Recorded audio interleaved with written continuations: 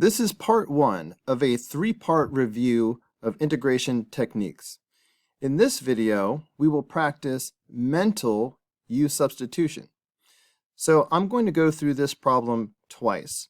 First, I'm going to go through and show my work, and then I'm going to go through it again and show you why we don't really need to be showing any work. So you glance at this problem and you think, okay, let's let u equal the entire denominator, so that's x minus 3.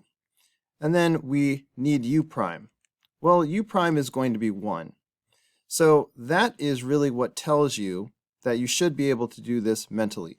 If u prime is equal to 1, or really any constant, you should be able to do it all in your head, but we'll get to that in a minute. So if we just go through the steps and do the substitution, now I have the integral of 1 over u. Instead of dx, I write du, and I would normally say du over u prime, but u prime is a 1, so we really don't need to write it at all. So it's really just the integral of 1 over u du, and this is a memorized rule.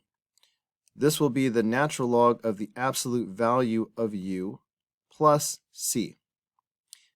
Replacing u with x minus 3, we get natural log of the absolute value of x minus 3 plus c. And this is the final answer. Now, let's look back and see why we shouldn't have needed to show this, and we didn't need to show this. Remember, the first time through, we said, let's let the entire denominator be u. So rather than writing down u equals x minus 3, in your mind, just think to yourself, okay, this denominator is u. And because u prime is 1, there won't be anything extra. So we don't need to do any of that. We will just go straight into the answer. So this is 1 over u. And the integral of 1 over u is the natural log of the absolute value of u plus c. And then the u value was x minus 3. So we can just go ahead and put in the x minus 3. So we get the final answer without having to actually do any written u substitution. This will change slightly if u prime is not 1. On number 2, once again, I'm going to do this twice, once with a little bit of work and then a second time with no work shown. So I would look at this and say the entire denominator needs to be u. So u is equal to 2x minus 3. And then we would say u prime is equal to 2. Pay careful attention to this because the second time through I'm going to do this mentally. But notice that because u prime is a constant, that's part of what tells me that I should be able to do this in my head. Anyway, if I did the substitution, I would get the integral of 1 over u. Then instead of dx, we would write du over u prime, which is 2. So the only thing that changes is because u prime is 2, then I'm going to end up with a 1/2 out in the front of the integral. So I have 1/2 the integral of u du, and then here comes the memorized rule. This is going to be the natural log of the absolute value of u plus c, and then the 1/2 is in the front. So notice whatever u prime is, I'm going to end up dividing by this. So I'm going to have a 1/2. If u prime was 3, I would have a 1/3. If u prime was 5, I would have a 1/5. Okay, that's the only change.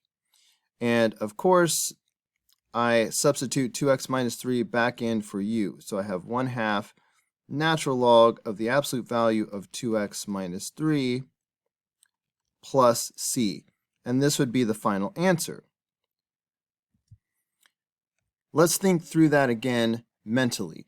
You look at this and think, okay, the entire denominator is u. So I'm looking at 1 over u.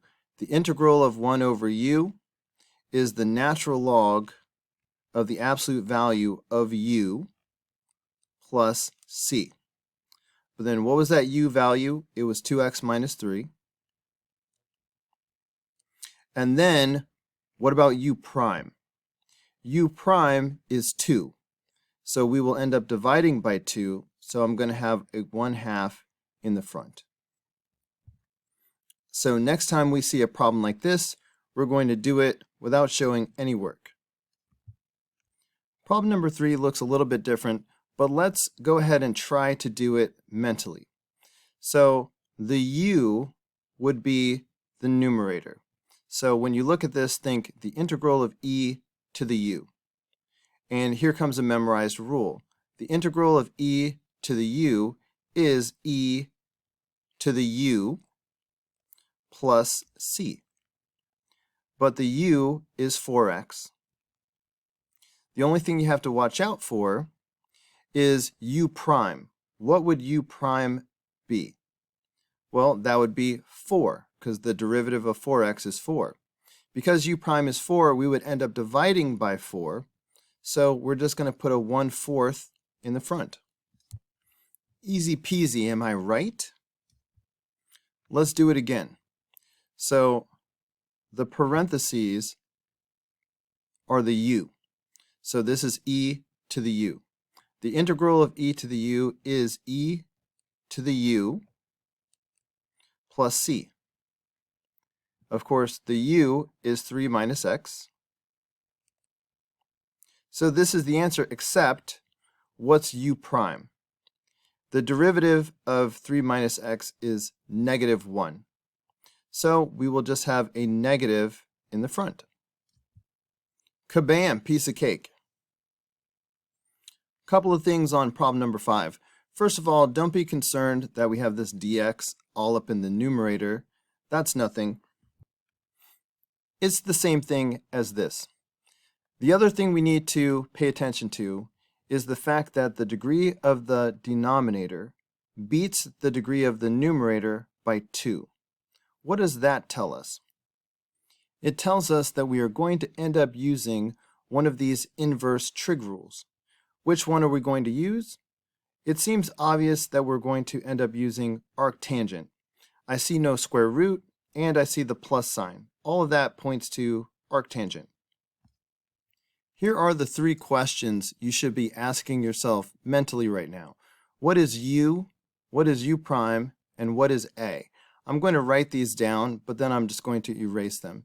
So you see the parentheses squared, so you can bet that that is u. So you should be thinking u is 2x minus 3. And then you should be thinking, okay, what's u prime?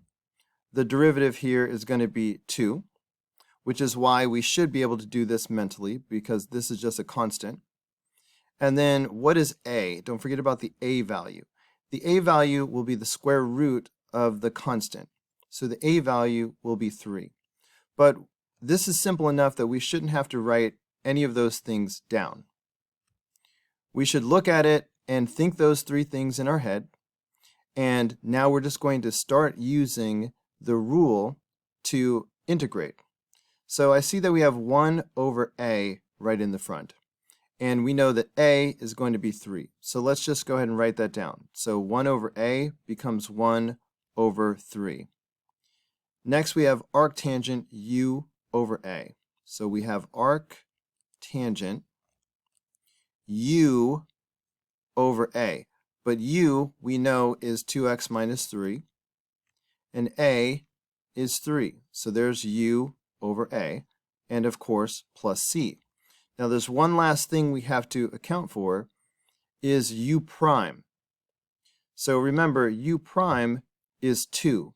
That means we're going to end up dividing by 2, which means that we should have a 1/2 in front of all this.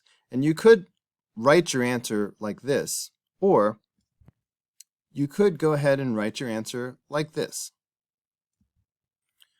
Number 6 looks like another inverse trig problem. Which one does it seem like? It's just like the arc-secant formula. So here we go. Mentally ask yourself, what is u, what is u prime, and what is a? So u will be x plus 2 because that's what is squared. U prime is 1, and a is also 1 because the a value is the square root of the constant. So we've got it. Let's go ahead and use the rule to integrate. So first you see 1 over a, but a is 1, so that's 1 over 1, so we don't need to write that down. So let's go ahead and write arc secant. So we have arc secant. Next we have the absolute value of u over a. We already said that a is 1, so forget about that. So it's just the absolute value of u, which is x plus 2. And then plus c. Now if u prime had been, let's say, 3, then I would have a 1/3 in the front. But u prime was 1, so I'm done. That rhymes.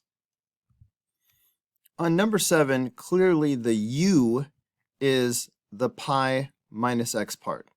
So what is the integral of sine u? Hopefully you know that this is negative cosine u plus c.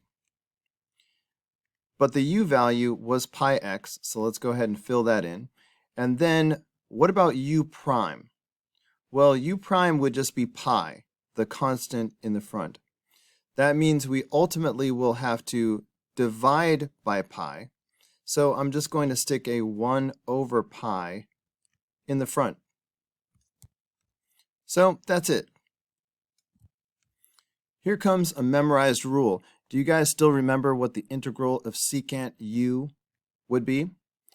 The integral of secant u is the natural log of the absolute value of secant u plus tangent u plus c. So obviously u is x over 2. So let's go ahead and fill that in. And then one more thing to worry about. What is u prime? In your mind, you should be thinking, okay, x over 2 is really the same as 1/2 x. So that means that u prime is going to be 1/2. So ultimately, we need to divide by 1/2. But dividing by 1/2 is the same as multiplying by 2. So this would be the final answer. This is going to be the power rule of integration. In your mind, you should be thinking this is the same thing as 3 minus x to the 1/2 power. So what I need to do is take the u and increase the exponent by 1. So I'm adding 1 to 1/2, and I'm going to get 3 over 2. And then I need to divide by my brand new exponent. Dividing by 3 over 2 is the same thing as multiplying by 2 over 3. So there's my power rule of integration. And the u that I'm working with is 3 minus x, okay, plus c. Ask yourself one more thing. What is u prime? U prime is negative 1. So that means we're going to need a negative sign in the front. Sweet. Please pause the video and try to do this one by yourself. Okay, let's assume that you did that. So the u is going to be 4x plus 3. So this is really u to the 1/2 power. So using the power rule of integration, I need to take my u and increase the exponent by 1. So if I take 1/2 plus 1, I get 3 over 2. And then if I divide by my new exponent, that's the same as multiplying by the reciprocal, so that's going to be 2 over 3. And don't forget the constant of integration. The u value is the 4x plus 3, so let's go ahead and fill that in. But then one more thing. What is u prime? U prime is going to be 4. That means ultimately we need to divide by 4, which is why we need a 1/4 here in the front.